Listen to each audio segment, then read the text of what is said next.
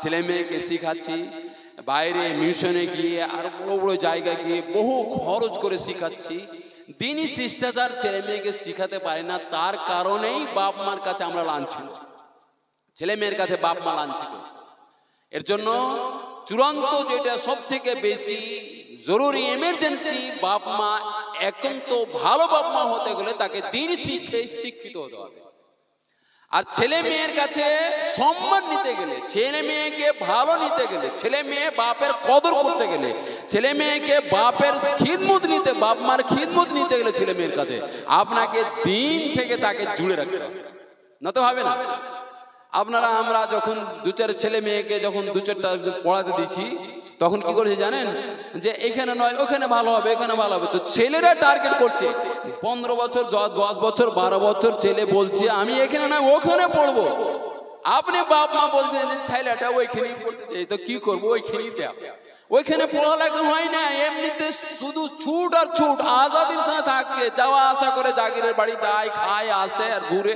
ওখানে জাগিরের বাড়ি আস্তে আস্তে কারোর সাথে গল্প করলে, দোকানে বসে কিছু চকলেট খাচ্ছে, দেখা যায় কিছু নাই। আপনি ওখানেই অ্যাডমিশন করলেন, তো এই অ্যাডমিশন করাটাও তো আপনি বাপের হক আদা করেন না। সূক্ষ্ম শিক্ষিত করতে গেলে তাকে দিন ও দুনিয়া দুটাই শিক্ষিত করতে হবে, এবং দিন দুনিয়া দুটাই শিক্ষিত করে যদি ইসলামী নীতিটা তার ভিতরে যদি না আসতে পারে, তাহলে মনে রাখেন সেই বাপ মা ওই ছেলে মেয়ের কাছে আপনি খিদমত নেবেন এরকম আশাবাদী হন। আজকে চার দোকানে একটা সূর্যাপুরি ভাইয়ের সাথে কথা বলছিলাম, দুটা ছেলের বিয়ে হয়েছে, তো ছেলের বিয়ে হতে লেট, জুদা হতে লেট নেই এরকম। তো এর মানে আমরা এরকম করে রেখেছি, তার জন্য ছেলে মেয়ে দেখছে আমাদের। যে বৌমাকে দেখবেন, শাশুড়ি মাকে ওর বউ মানে দাদু শাশুড়িকে ওকে খিদমত করতে হবে, তো বৌমাই এখান থেকে বলছে যে অত প্রয়োজন নেই। তো শাশুড়ি তো শিখাচ্ছে বৌমাকে যে শাশুড়ি ওর শাশুড়িকে যখন এ কথা বলতে হবে, তা আমার শাশুড়িকে আমাদের যখন প্রয়োজন হবে তা আমাদের অত প্রয়োজন নেই বলবো। এর জন্য চূড়ান্ত ফ্যামিলি যতক্ষণ পর্যন্ত সুশিক্ষিত না করতে পারেন, ততক্ষণ বাপ মা আপনি হুঁশিয়ার হয়ে যান। আপনি খিদমত নিবেন বাপ মা ছেলে মেয়ের কাছে না, খুবই কঠিন। মেয়ে তো খিদমত করে, যে বাইরে থেকে আসে খিদমত করে ঠিক, কিন্তু বৌমাকে আপনি সবসময় কাজের মেয়ে মনে করেছেন, এর জন্য খিদমত ওর কাছে মেয়ের কাছে পাবেন না। বৌমাকে যখন আপনি মেয়ের মতো মনে করবেন, তখনই শুনেন এইসব না করাতে কি হয় জানেন, ঈমান বেড়ে চলে যায়। রাসূল সাল্লাল্লাহু আলাইহি সাল্লাম বললেন, লা ইউমিনু আহাদুকুম হাত্তা ইউহিব্বা লিআখিহি মা ইউহিব্বু লিনাফসিহি। অতক্ষণ পর্যন্ত কোনো মানুষ মুমিন হতে পারে না কামিল, যতক্ষণ পর্যন্ত সে নিজের জন্য যা পছন্দ করে অপরের জন্য তাই না পছন্দ করে। আমি বক্তব্য দিতে আসিনি, আমি শুধু পরিচালনায় এসেছি। তো একটা কথা আর বলে দিই, তারপরে আমি শেখ বসে আছেন। আমরা জানি চুটকুলা আমরা মোবাইলে খুব দেখি আর পড়ি, ওগুলোতে একটা চুটকুলা পড়েছিলাম যে বৌমা আর শাশুড়ির মধ্যে যা তানাজো থাকে, ঝগড়া থাকে, এই ঝগড়া নিয়ে বলছে, আর জামাই আর বেটি নিয়ে বলছে যে আমার ভাগ্যটাই খারাপ, আমার জামাই গেল আলহামদুলিল্লাহ, আমার মেয়ে যাই বলে তাই শুনে, ভাগ্যকর্মে আমার বৌমাটা এরকম হয়ে গেছে যে আমার বউয়ের কথাতে আমার ছেলে যায়। মানে ওর মেয়ে, বুঝতে পারলেন না, মানে ওর মেয়ে ওর জামাই কথা শুনে, ওর মেয়ের কথা ওর জামাই শুনে, তো ওটা ঠিক আছে। আর ওর বৌমা, ওর ছেলে ওর বৌমার কথা শুনে, তার জন্য ওটা খারাপ হয়ে যাবে। আপনি এক জায়গায় দুই অ্যাঙ্গেল কেন করছেন?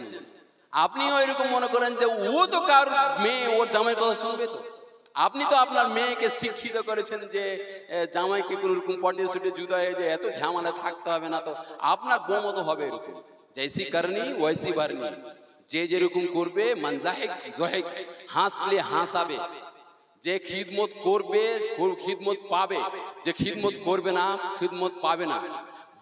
বাপ মাকে তুচ্ছ করলে বাপ মা হবে তখন তুচ্ছ হবেই হবে। এর জন্য বাপ মা সব থেকে পৃথিবীর মধ্যে হকদার, যে যার খিদমত করা যায়। আপনারা যে দাঁড়িয়ে আছেন, ওইদিকে মা বোনও দাঁড়িয়ে আছে, ওদের কাছে একটা বড় ম্যানুয়াল রাখা আছে, একটা প্রজেক্ট আছে তার কাছে, দেখতে পাচ্ছে, কিন্তু তাও যে দাঁড়িয়ে দেখছে। আপনারা দাঁড়িয়ে দেখতে পাচ্ছেন, তো এর মানে প্রমাণ করে যে আপনারা ভালো ঘরের নয়, মানে উচিত বাপ মা শিক্ষিত না। এখানে যে জালসা বসে শুনতে এত বড় ফিল্ড বসে আছে, আপনারা বসে আছেন, নূর মোহাম্মদই বললেই তখন কথা শুনে। নূর মোহাম্মদকে চিনি সবাই। বসেন, সিধা আমাদের বসলেন। আমাদের ফজিলাতুল শেখ হায়দার আলী সাহেব বসে আছেন, বেইজ্জতি হচ্ছে, আমি কথা বলছি ঠিক হচ্ছে না। আপনারা বসেন, এখন ধৈর্য ধরে বসেন। কোন একদম কোকিল কণ্ঠী গাজাল নাজাম সব শুনতে পাবেন। ভালো ভাষাও ভালো, মুর্শিদাবাদের ভাষা তো ভালোই হয়। আর ওনার বক্তব্য শুনবেন, সালাফি মানুষ। আর অবশ্যই মধ্যে মধ্যে পাঁচ মিসালি গাজালও শুনতে পাবেন। এর জন্য আগে বসার চেষ্টা করেন, এইরকম এলোমেলো মজলিস দিয়ে ঠিক হয় না। আমরা একটু সবাই মিলে একটু গুছিয়ে বসেন, তো তারপরে ডাকবো ওনাকে, ঠিক হবে না। একটু আসেন, যারা বাইরে দাঁড়িয়ে আছেন, যারা দোকানে আছেন, দোকানে বসে বসে ওইখানে গেজান, কিন্তু এদিকে আসতে হবে না। আসলে বসতে হবে, দাঁড়িয়ে থাকতে হবে না। আপনারা যারা দাঁড়িয়ে আছেন, যদি বুঝতে পারেন বাংলা ভাষা, তো আগে দিকে চলে আসেন, একটু বসেন। এদিকে জায়গা আছে অনেকটাই, চলে আসেন। আমি বুঝতে পারি না, এত জালসা শোনার পরও যদি আমরা বসতেই না শিখি আর জালসা শোনার নিয়ম নীতিও না বুঝি, তাহলে ক্ষতি হবে। শুনেন, আমরা যা শুনছি, এই শোনার মধ্যে যদি গতি ঠিক না থাকে, তাহলে ক্ষতি হয়ে যাবে। আর যে শোনার পর যদি আমল না করার নিয়ত না করি, তাহলে তাও ক্ষতি হবে, বিরুদ্ধে সাক্ষী দিবে কিয়ামত দিন। এর জন্য খুব চূড়ান্ত, না শুনলে যে আরাম করেন, অতি লাভ আছে। আর শোনার পর আমল না করতে পারলেও শুনতে হবে না। আর যদি শোনার পরে আমল করার নিয়ত করলেন, তাহলে নেকি পাবেন ইনশাআল্লাহ। তো আমরা আশা করব যে আপনারা খুব ভালো শ্রোতা হবেন এবং ইনশাআল্লাহ পরিবর্তন নিয়ে আসার চেষ্টা করবেন।